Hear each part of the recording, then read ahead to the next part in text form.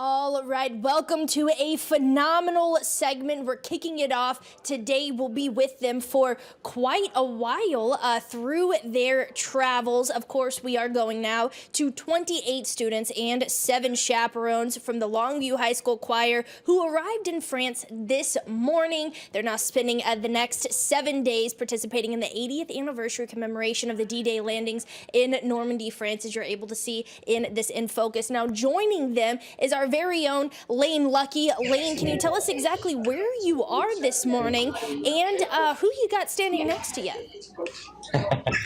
We've got a special guest with us, and I'll tell you more about that in just a minute. We're in the town of Bayeux in Normandy, in the north of France, and the students from Longview High School have had a day of touring some of the historic sites that were involved, of course, in the D-Day invasion in June of 1944.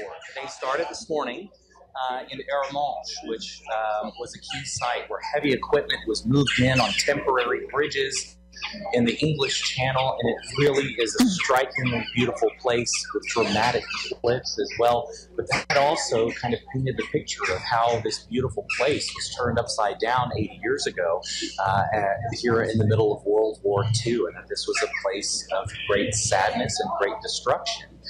And so the students really got exposed this morning to the history of D-Day and a better understanding of exactly what it was that this was all about. So now we're touring some of the other cities in the region, and we're in the town of Bayeux. And I want to show you this beautiful church. Wow.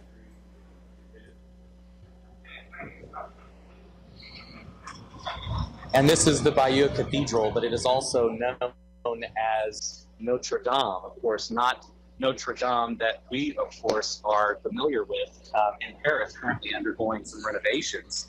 But this was built and consecrated in the early part of the 1000s, so 1027, I believe, is the date that it was originally built. And so the students have been able to kind of walk the streets here and learn a little bit about everything in the city and get some of the major sites in their small groups, along with, of course, the chaperones. And we're going to, in just a minute, take a little walk with Melody McMullen, who is the choir director at Longview High School, and tell us a little bit about some of the other learning opportunities associated with this trip. And we'll tell you a little bit about what the week ahead has in store for them. Just plugging in a second mic here so that you can hear me a little bit better, because it's suddenly gotten windy. Are you still doing okay in hearing both of us? Fantastic. I think it's isolating your audio just right. And so, we are now getting some wind, yes. Okay, so I have a little wind screen that I'm going to put on, and fantastic. that will fix us up right there. But anyway, as I do that, I'll continue to tell you a little bit about where we are. So this was the very first city that was liberated by the Allies after the D-Day invasion. And of course, this was very important as the Allies continued to move inland. And of course, it ended with liberating the whole of France. And later in the week, we'll actually get a chance. I'm going to get you a better view of the cathedral here, and then we'll move and actually be able to see more of the city. So I'm going to pop a windscreen on this. Sorry, it had been just a beautiful morning without any major wind, and there we go. We're good to go. I mean, you can see these tourists in the meantime as the microphone is, the windscreen is being put on the mic. You can see the tourists in front just taking in awe. Their arms begun to wrap around each other as they stand in the center. What a phenomenal moment for everyone that's walking around, but really for these high schoolers. I mean, Lane, we were talking to a dad yesterday on the charter bus that was saying, my 14-year-old, my freshman in high school is getting this once-in-a-lifetime opportunity. It brought him to tears to think of the magnitude of the moment of being in Normandy for this D-Day commemoration. It's incredible. So what has the vibe been like with the high school kids? They couldn't be more excited. This really is just an opportunity for them to soak up history and culture, Some of them have never been out of the country. Some of them have never flown before. Others are a little more experienced, but I think everyone has something here to take away. And so I want to reintroduce, of course, everyone is familiar at this point with Longview's choir director, Melody McMullen, who's walking with us here in Bayeux, in this beautiful town. What are some of the things that you want your students to take away from this trip, aside from the opportunity to perform for veterans of D-Day here on the 80th commemoration of this? Well, one of the things that I really just got to witness was when we got to this town and we stopped for a group picture. I noticed one of my students talking to you and asking you for French phrases about how to ask for things, like when you go to a restaurant, how do I order? And so it just, that kind of thing is super important. I also think that it's important for our students, especially our Native American speakers, to be walking around a town and knowing that it doesn't matter who you're speaking to, they are not going to be a native English speaker, and so you have to find a way to communicate by learning some of these phrases and hoping that they can communicate with you a little bit, and it may give them a bit of a feel for, and more empathy towards, the people that we encounter on a daily basis who are not native English speakers. So they can come home and use these skills, these exercises here that they probably didn't even think about before this trip. Probably, yeah. And utilize these back home in East Texas. Yeah. So we have a large police presence here setting up in the city because there are so many tourists from all over the world, so many people here to take part in these commemorations in cities all across northern France. This is just one of the many cities that will have commemorations not only on D-Day, which is tomorrow, but throughout the weekend and across the next week or so. So tomorrow's a big day for the group, of course, being D-Day itself, the 80th anniversary of the start of Operation Overlord here in northern France, as Allied troops came from the sea and from above out of planes and started their bombardment and their incursion into Nazi-held France at the time.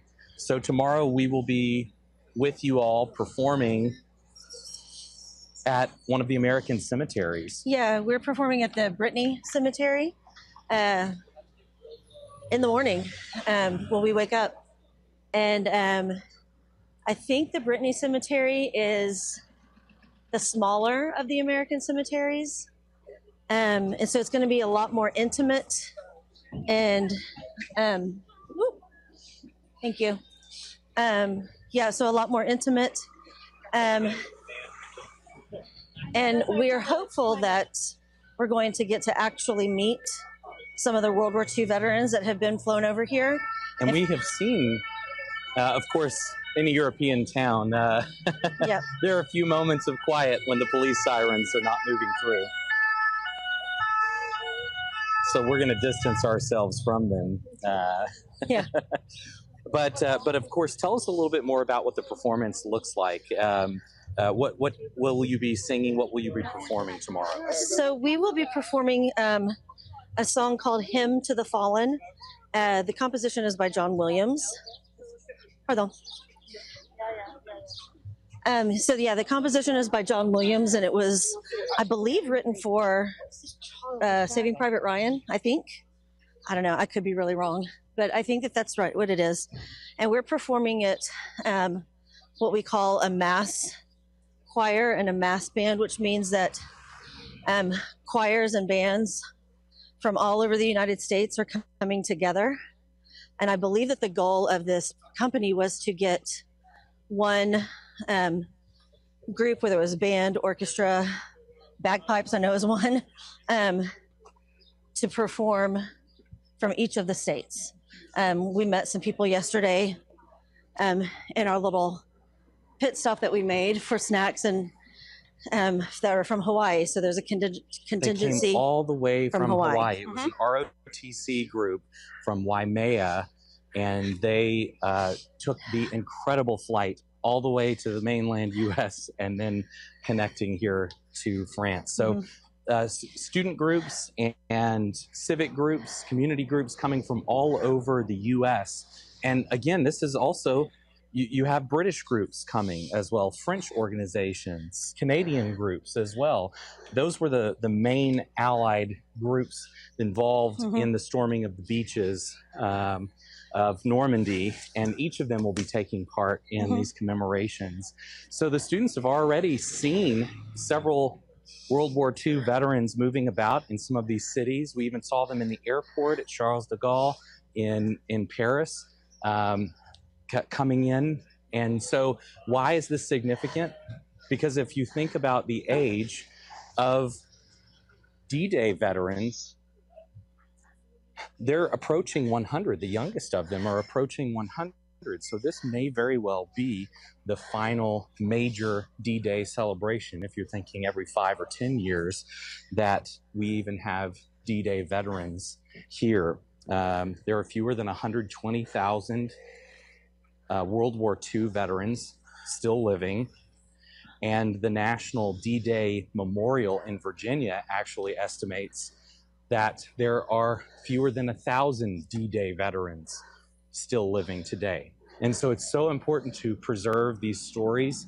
It's so important to honor that service and that sacrifice. And I've been so impressed with your students and how they really seem to understand that. What have been some of the conversations that you've had with them about getting to know what happened so many years ago? How can we take that knowledge and apply it to today, or use it to inspire us moving forward? Well, we've taken time throughout the school year. Sorry, dodging traffic. Walking and talking is sometimes harder than it looks. Yes. In a foreign place, in an unfamiliar city, and on cobblestone streets and sidewalks. Yes. Easier said than done. So we took time at the beginning of the school year to tell the students about, what D-Day is. We know that they've covered it in classes, but we took the time to do that. And, sorry, I feel like we're going the wrong way. It might be this way. We're getting a little turned around, actually. How does that happen? But, so you've had these conversations with your students about understanding the history behind this. They may be a choir group, they may be a group of high schoolers, but the conversations have been very mature and understanding. And some of them that I've talked to really talk about how inspired they are. They understand that the world would be a different place today if the Allies had not been victorious. Right. And D-Day was very bloody, and we almost did not succeed in that mission. Yeah. The loss of life was astounding. But this was a turning point in the war, and we're here today to talk about it, to commemorate it, to honor the lives lost, but also to celebrate that victory and the way that the world is better off because of that victory in World War II. The students even got to see a statue of General Eisenhower, who of course was later the US president, but was the Supreme Allied commander during World War II. He was the one that gave the order to initiate Operation Overlord. We must go. And with that, we'll conclude with you all for today. We're going to get back to the bus, meet up with the students again. We'll now be going to Saint-Lô, another city in this part of Normandy, where this cultural immersion is also happening. So they're really learning more than just history. They're learning more than music. Yes. But it really is truly an immersion. Right. Immersion in this culture has been really eye-opening for the students, just to see how the French people behave and how actually gracious the French people are. I know that they kind of have a bad reputation. Sometimes, sure. Yeah, but they have been nothing but kind and welcoming and friendly and helping. So that's been a wonderful thing for the students to experience. But also just to see how the couple of villages that we've gone to, just how it's so different from our culture, and how, you know, the majority of these buildings in the city centers are hundreds, if not thousands of years old. And just how life here is slower. We take our time. It's that joie de vivre. Yes. And, you know, they keep saying, we're moving to France, which we know that they're not. But, you know, it's just been a wonderful thing to see them.